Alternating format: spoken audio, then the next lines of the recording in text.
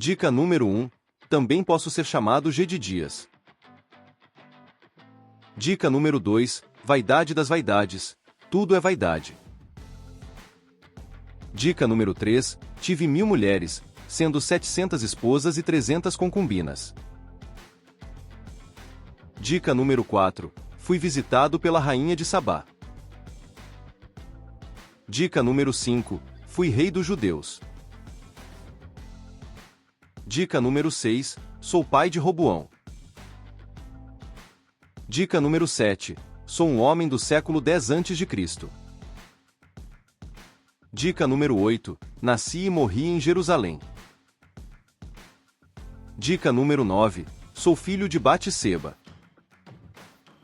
Dica número 10. Sou irmão do rebelde Absalão. Dica número 11. Fui o terceiro rei de Israel. Dica número 12. O reino foi dividido após o meu reinado.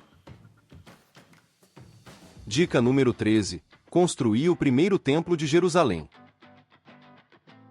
Dica número 14. Pedi sabedoria a Deus. Dica número 15. Sou filho do rei Davi. Dica número 16. Acabei me afastando de Deus. Dica número 17. Fui o homem mais rico de todos os tempos segundo a Bíblia. Dica número 18. Resolvi um conflito sobre quem era a verdadeira mãe de um bebê, ao fingir que iria parti-lo ao meio.